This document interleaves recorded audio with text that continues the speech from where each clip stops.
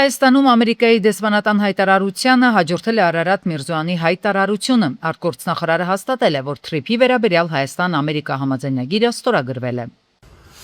Սիրելի քաղաքացիներ, վայրկյաններ առաջ ձեր աչքի առջև ես ստորագրեցի թրիփի վերաբերյալ Միացյալ Նահանգներ Հայաստանի Հանրապետություն շրջանակային համաձայնագիրը։ Հիշում եք, օրեր առաջ այն նախաստորագրվել էր իմ եւ ԱՄՆ պետքարտուղար Մարկո Ռուբիոյի կողմից մայիսի 26-ին, ընդամենը օրեր առաջ իր Հայաստան կատարած այցի ընթացքում եւ հիմա ահա պետքարտուղար Ռուբիոն իր ստորագրություններն է դրել համաձայնագրի տակ եւ ուղարկել է, առաքվել է փաստաթուղթը Հայաստան եւ այժմ արդեն ես էլ հայկական կողմի ստորագրությունները դրեցի, սրանով հերավար ստորագրման գործընթացը ավարտված է եւ համաձայնագիրը պատրաստ է վավերացման։ Պետերբուրգի միջազգային տնտեսական ֆորումի շրջանակում հայ-ամերիկյան հարաբերություններին է անդրադարձել Մարիա Զախարովան, հիշեցնելով արտգործնախարար Միրզոյանի եւ ԱՄՆ պետքարտուղար Ռուբիոյի միջև Երևանի Զվարթնոց օդանավակայանում մայիսի 26-ին ստորագրված շրջանակային համաձայնագրի, ինչպես նաեւ Հայաստանի եւ Միացյալ Նահանգների միջև TRIP ծրագրի շրջանակում ռազմավարական գործընկերության մասին Զախարովան հայտարարել է, որ Վաշինգտոնն առանց ցավի կշրջի Հայաստանի հետ իր բոլոր պայմանավորվածությունների էջը, երբ կորցնի ախորժակը։ Հիշեցնենք, որ Ռուբիոյի հետ հանդիպումից հետո Միրզոյանը հայտարարել էր, որ TRIP-ի հետ կապված վերջնական համաձայնագիրը կստորագրվի մի քանի շաբաթվա ընթացքում։ Զախարովան նաև հիշեցրել է, որ Արևմուտքն ու Միացյալ Նահանգները Հայաստանին մոտենում են իրենց խլելու եւ թալանելու տրամաբանությամբ։ Նրանց պետք են այս երկրի հազվագյուտ հողային ռեսուրսները։ Հայաստանի Եվրոպական միության հետ ինտեգրումը նշանակում է խզել կապերը Եվրասիական տնտեսական միության եւ Ռուսաստանի հետ, իսկ դրա հետևանքները կարող են ծանր լինել երկրի տնտեսության համար։ Այս կարծիքն է հայտնել Սերգեյ Շոյգուն, նշելով, որ այդ դեպքում հնարավոր են գազի եւ էլեկտրաէներգիայի թանկացում, ինչպես նաեւ զբոսաշրջային հոսքերի նվազում։ Նրա խոսքով Եվրամիությունը կարող է ֆինանսավորել առանձին ծրագրեր, սակայն պատրաստ չէ իր վրա վերցնել Հայաստանի տնտեսության վերափոխման հիմնական ծախսերը։ Մոսկվան դժգոհ է Վաշինգտոնի Երևանի հետ խորացող փոխգործակցությունից, ռուսները մեղմ ասած գոհ չեն Հայաստանում ամերիկյան ներգրավվածությունից, հայտարարել է Միացյալ Նահանգների պետքարտուղար Ռուբիոն։ Նա ասել է, որ կան փաստեր, որոնք վկայում են, որ Միացյալ Նահանգների հետ հարաբերությունների խորացման պատճառով ռուսները կցանկանային, որ գործող վարչապետը պարտվեր ընտրություններում։ Ռուբիոն հավելել է, որ Միացյալ Նահանգները չի ստիպում Հայաստանին խզել բարեկամական կապերը այլ երկրների հետ։ Մենք ուզում ենք, որ մեր հարաբերությունները կառուցվեն ոչ միայն խաղաղության վրա, խաղաղությունը կարևոր է, բայց դա միայն սկիզբն է, այն բացում է տնտեսական հնարավորություններ, նշել է Ռուբիոն։ Նորմալ չէ, երբ բարի մտադրությունները, որոնք ապահովում են որոշակի ոլորտի բնականոն գործունեությունը, օգտագործվում են անազնիվ նպատակներով, հայտարարել է Ռուսաստանի արտգործնախարարության պաշտոնական ներկայացուցիչ Զախարովան Հայաստանի իշխանությունների մասին։ Խոսելով ԵԱՏՄ-ում մնալով հանդերձ Եվրամիությանը անդամակցելու Հայաստանի ձգտման մասին Զախարովան ասել է, թե դա նույնիսկ արդեն երկու աթոռին նստելու փորձ չէ։ Նորմալ չէ, երբ տեղի է ունենում մանիպուլյացիա, երբ բարի մտադրությունն ու օրինականությունը, որոնք ապահովում են որոշակի ոլորտի բնականոն գործունեությունը, օգտագործվում են անազնիվ նպատակներով։ Այսա նորմալ չէ։ Եթե դու ցանկանում ես հասնել G կետի B կետի միջով, դա նույնպես հնարավոր է։ Կոչվում է տարանցում, բայց դա ունի իր լոգիստիկան։ Երբ դու գրանցվում ես դեպի B կետ, դու թռչում ես այնտեղ իջնում, բոլորին հրաժեշտ տալիս, գնում այնտեղ, ուր պետք է։ Դա բաց ընտրություն էր, բայց այն արվել էր։ Ցանկանում ես փոխել ընտրությունդ, խնդրեմ, դրա համար կա քաղաքակիրթ ճանապարհ։ Տիգրանաշենն է, գյուղն իր կյանքով է ապրում, գիտեն, Ադրբեջանը դարձյալ ակտիվացել է, գյուղն է ուզում։ Տիգրանաշենի Քյարքի անունն են տալիս ու պնդում, թե սահմանազատման ընթացքում պետք է վերադարձվի։ Տիգրանաշենցին սակայն անվրդով է, հողն է մշակում։ Ամեն ինչ ստեղծել եմ, արել եմ, հիմա ստեղ էլ թողեմ գնամ, որտե գնամ։ Նախընտրական այս հատվածում քաղաքական երկու ճամբարում էլ եւ ընդդիմադիր եւ իշխանական այս թեման չեն շրջանցում, բայց նրանցից եւ ոչ մեկը այս շրջանում Տիգրանաշեն չի գնացել, գյուղացու հոգսն ու խոսքը չի լսել։ Գյուղը չենք տալի։ Ադրբեջանի փոխվարչապետը, որ եկավ Երևանում Տիգրանաշենի հարցը քննարկեցին արդյոք։ Հայկական բարձրագույն ղեկավարությունը պարբերաբար է հղումանում սահմանազատմանը եւ ասում դելիմիտացիա, դեմարկացիան կլուծի խնդիրը։ Արցվաշենի մասին են հիշեցնում։ Մասնագետն ասում է, չկա իրավական որևէ փաստաթուղթ, որը կհիմնավորի, որ Տիգրանաշենը հայկական չէ։ Գուցե հակառակը կամ փաստաթղթեր, որոնք հիմնավորում են, որ ադրբեջանական չի։ Արդյոք Ադրբեջանը ներկայացրել է ինչ որ իրավական հիմքեր, որով Տիգրանաշենը, նույն Վերին ոսկեպարը կամ նույն Բախուդալու Սոֆուլուն գեկող հատվածները իրեն են պատկանում օրենքով, ես գոնե նմանատիպ փաստաթղթի ծանոթ չեմ։ Կամ եթե կա այդպիսի փաստաթուղթ, միայն Ադրբեջանին է հայտնի այդ փաստաթուղթը։ Չի կարող այդ փաստաթուղթը միայն Ադրբեջանի հայտնի լինել, քանի որ դա պետք է պահպանվի եւ Հայաստանի Հանրապետության արխիվում եւ Մոսկվայում։ Սահմանազատման օրինակներ կան, երբ պետությունները անկլավների հարցը լուծել են տարածքների փոխանակությամբ։ Ինչ կարող են անել սահմանազատման սահմանագծման հանձնաժողովները, քարտեզագիրը աշխարհի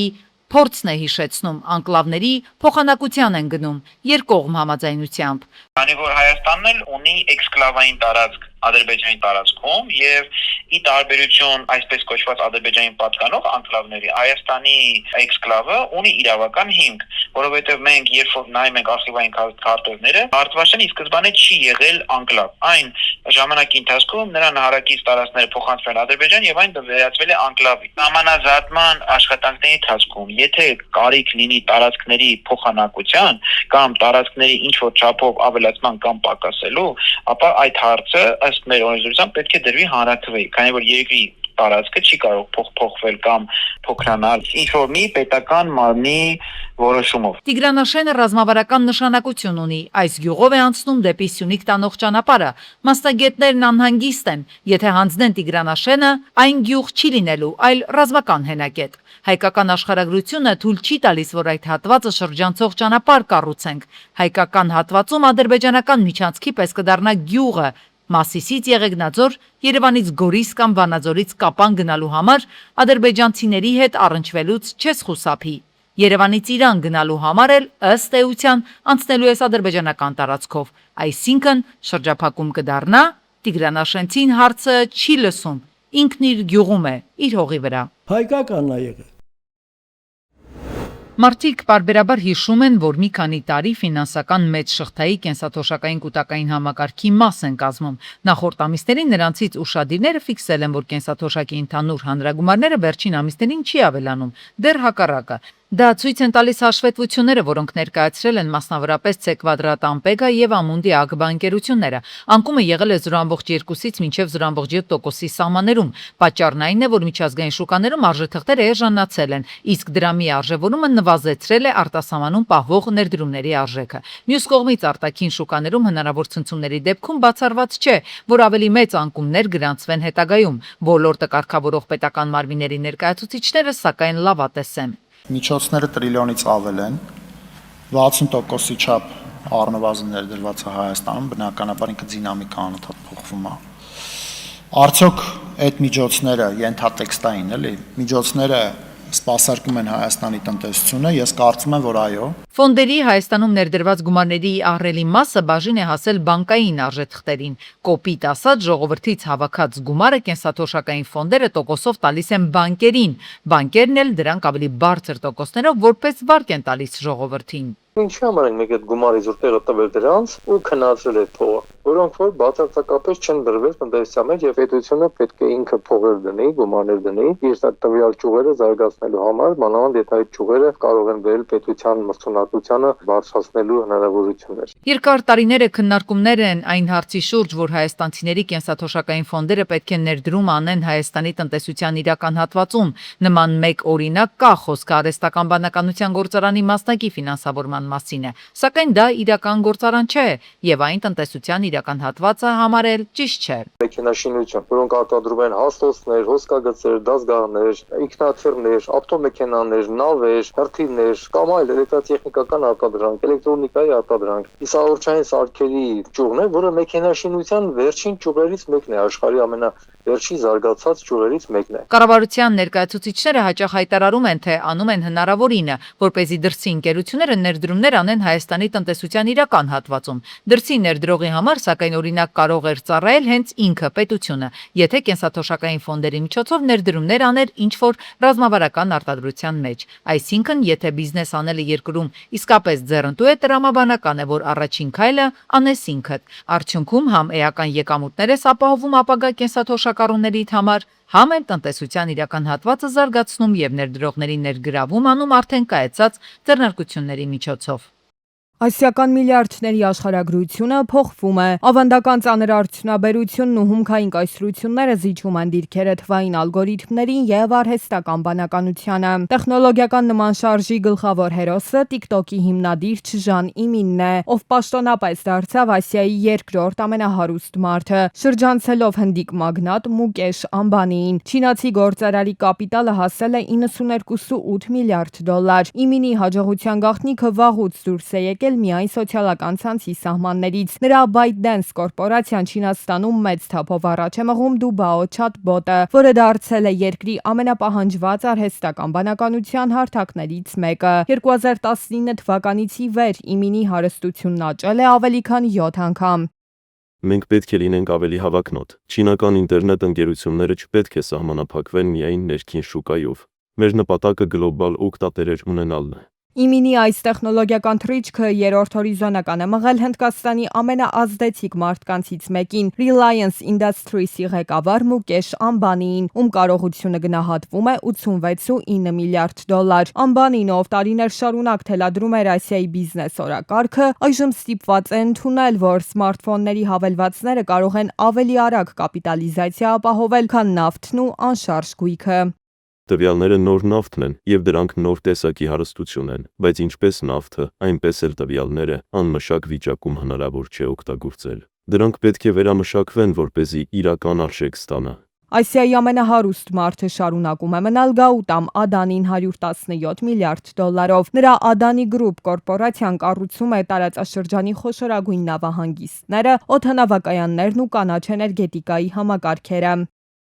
Իմ հավատն ապագայի հանդեպ գալիս է այն համոզմունքից, որ ոչ մի երկիր չի կարող կանգնեցնել մի գաղափար, որի ժամանակը եկել է, իսկ Հնդկաստանի ժամանակը հիմա է։ Ասիական եռյակի այս տեղաշարժերը հստակ ազդակ են համաշխարհային շուկայի համար։ Մրցավազքն այլևս միայն ռեսուրսների ու գործարանների միջև չէ։ Սա պայքար է աշխարհի ամենաարագ զարգացող տարածաշրջանի սպառողների ուշադրության եւ նորագույն տեխնոլոգիաների տիրապետման համար։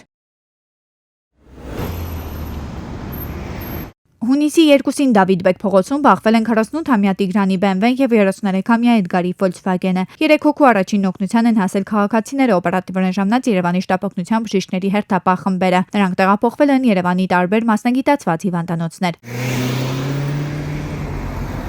Օպերատիվորեն ժամանել են ներքին գործերի նախարարության, ոստիկանության, բարեկային ծառայության Երևան քաղաքի գնդի գումարտակներից մեկի բարեկները։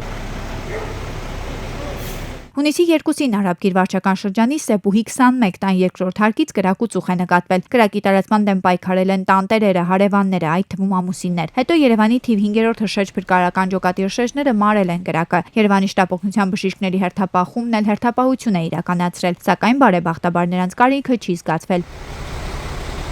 Ըստ հարևանների հայտնածի բացառվում է, որ հրդեհը բռնկված լինի գազից, քանի որ բնակիչ տանտերերը բավականին աչալուրջ են եղել եւ գազը ասում են միացված չի եղել։ Ամեն դեպքում ժամանել են նաեւ Gazprom Armenia Transgaz Երևանի ԳԳՄ-ից եւ Հայաստանի էլեկտրական ցանցեր ընկերության ներկայացուցիչները։